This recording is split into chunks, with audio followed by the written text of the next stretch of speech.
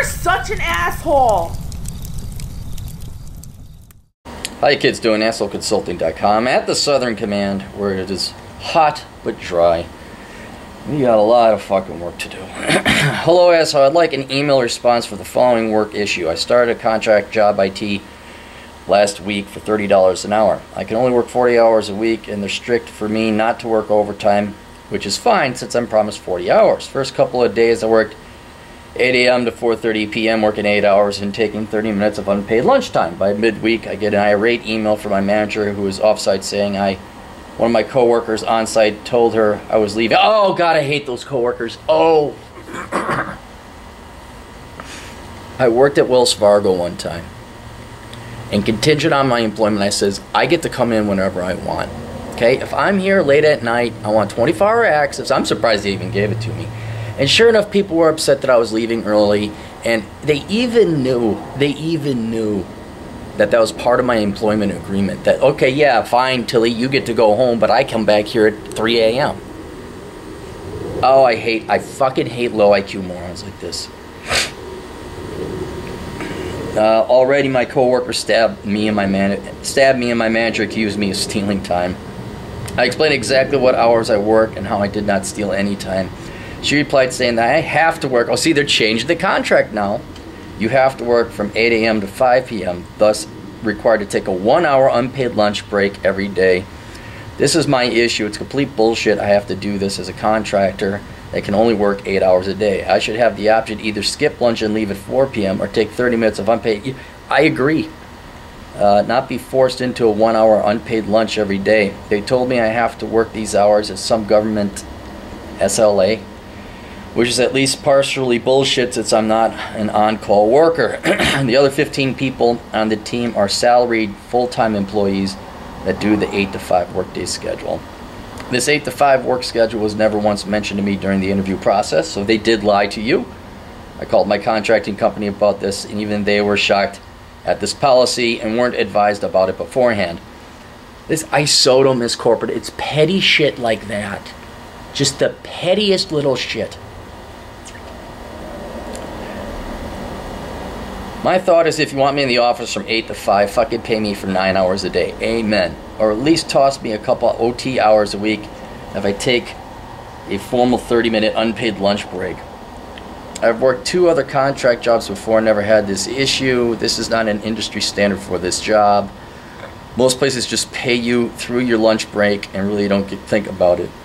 I'm on the fence about walking out as I've already found out my management is scummy and they're trying to milk every minute out of me. Never mind a backstabbing coworker I have to work with every day. Also, the company is really strict, always threatening to write you up for anything and everything. My previous job where I got laid off 2 months ago at least treated me like an adult. This company treats everyone like children. I'm already looking for a new job, but it may take 1 to 2 months.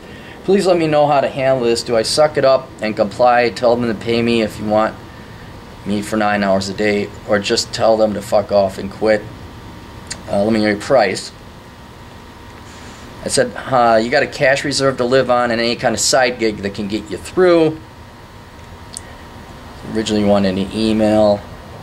Got my names. I didn't have any names there. For your questions, yes, I have a cash reserve, but ideally would like to continue working until something comes up. My side gig can be lucrative, but for stable income, IT-related work. But not stable income. You have a cash reserve. How long have you been at this place? Last week. You have every right to walk out on this job, and it's only a week. And usually when you see something like that where you work 2 years at one place or a year at another, and then 1 week you're like, yep, I'm done, that's the time to quit. Because then you don't even have to list it. And if you do say I was there a week, the job was not the way it promised. And it's like, I don't know if I want to put it on the resume or not. You almost don't have to put it on the resume. But before you do that, I would talk to your contractor or the people that your hiring company, not the hiring company, your agent who found you this job, the employment agency. I would talk to them and say, look, you know, because if they found you other jobs, you don't want to piss them off. So I'd go talk to them and find out what they recommend.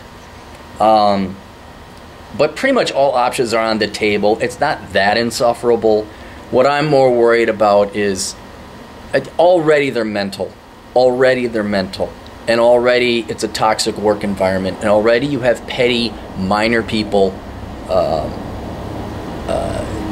just, Bob took and I bet you, let me guess, these are people who are 30 and over, right? This isn't like petty little 15-year-olds. It's not a place you're going to be long term. But to triage it, to give you a course of action, make a decision-making process, go talk to your recruiter. See what they recommend. Me, if you got the cash and that, I think it'd be worth the experience to just walk out. That's what I would do. Ideally, in the ideal world, you would have another job lined up, but sometimes it's just like, yeah, you know what, screw you. I just don't have the time for this.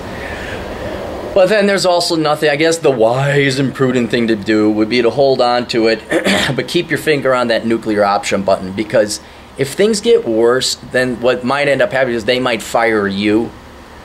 And then it's now you got to worry about, oh, do I even list it? What if they come back and they find out this and that?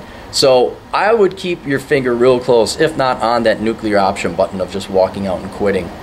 So that if any bullshit happens where it starts to show that they're more psycho, like I got one client where they're giving him contradictory orders, and he works for a startup company.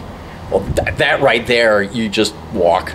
I'd like to say you never work for a startup company, but I can't because it's not true. But for the most part, you never work for a startup company. This isn't that bad yet. So it's up to you. I know you want an answer, but it's up to you. At first, talk to your recruiter. So that's one thing regardless. Then I'd leave it up to you. They give you shit and you're just in a bad mood. Tell them to give them the nuclear option right up their ass. You know, it felt great telling my bosses to fuck off, even though it didn't result in. And now's the economy to do that. I wouldn't do that during the Great Recession, which I did. Pretty ballsy move on my part. But you're kind of safer to do it now than you were in the past. But if you really wanted to play it safe, keep feelers out there. Make sure they're not about to fire you if there's any petty bullshit. I think your complaints are kind of fine. Go work. Go take your mandatory hour lunch. Go off-site, grab your laptop, go to the local coffee store and search for a job. You got to do that anyway. And then, then go back. Okay, whatever. Play ball. And if they still give you shit and there's petty crap, well, Bob wore shoes. And on Friday, and it was sandals Friday, and we always have sandals. Why does he get to wear shoes? Then I'd leave. I absolutely, because that's the type of company that's going to run out of money.